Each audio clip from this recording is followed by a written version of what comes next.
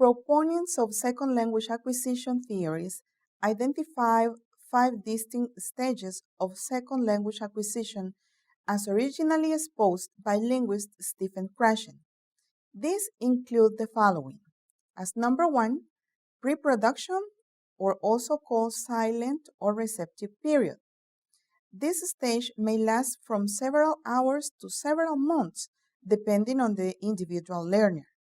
During this time, new language learners typically spend time learning vocabulary and practice pronouncing new words. While they may engage in self-talk, they don't normally speak the language with any fluency or real understanding. Here you can take a look at the sample student behavior and the sample teacher behavior. Take some minutes in order to read the information.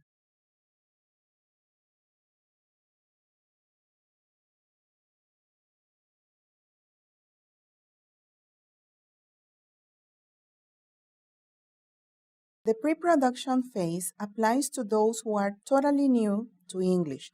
Students at this level are taking in the new language and are trying to make sense out of it to meet their basic needs.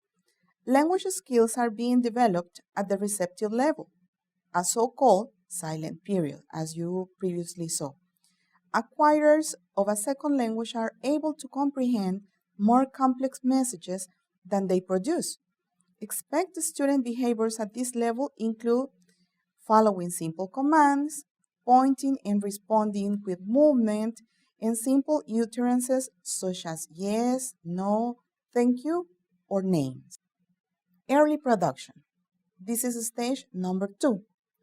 After students have a reasonable opportunity to receive meaningful and understandable messages in English, they will begin to respond with 1 or 2 word answers or short utterances. In order for students to begin to speak, they must have a need to express themselves and be given a chance to produce language in a low anxiety environment. Teachers should keep in mind that students are experimenting and taking risks with the new language. Errors in grammar and pronunciation are to be expected.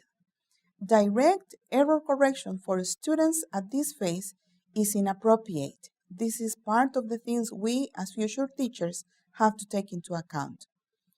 Teachers need to model and demonstrate the correct responses in context.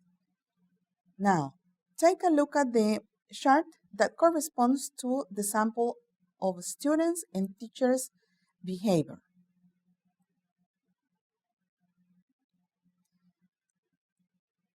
Let's talk about stage number 3, speech emergent.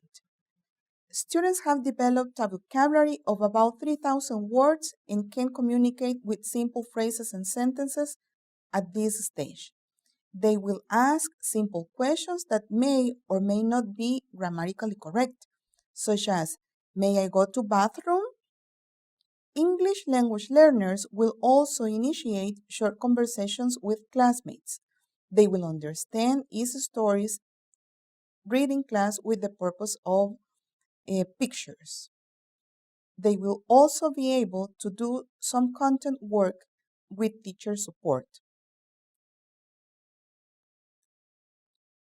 Take a look at the chart and take some minutes in order for you to identify the expected behaviors of each of the participants in the classroom.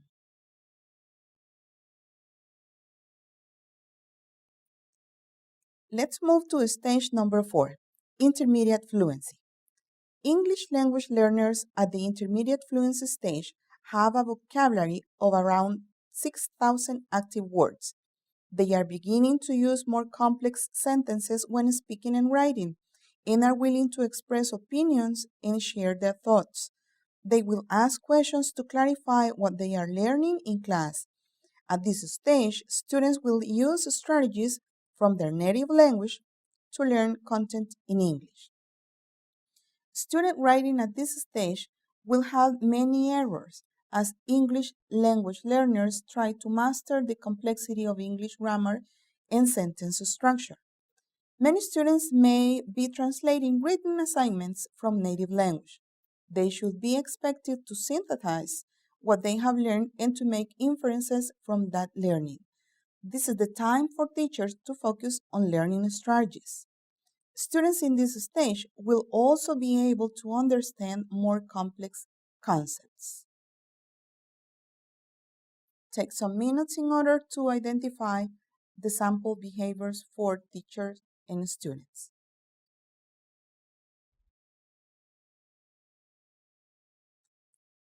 Let's move to stage number 5, which is the last one, advanced fluency. It takes students from 4 to 10 years to achieve cognitive academic language proficiency in a second language. Students at this stage will be near native in their ability to perform in content area learning. Most English language learners at this stage have been excited from English second language and other support programs. At the beginning of this stage, however, they will need to continue receiving support from classroom teachers, especially in content areas such as history or social studies, and also in writing. Take a look at the chart.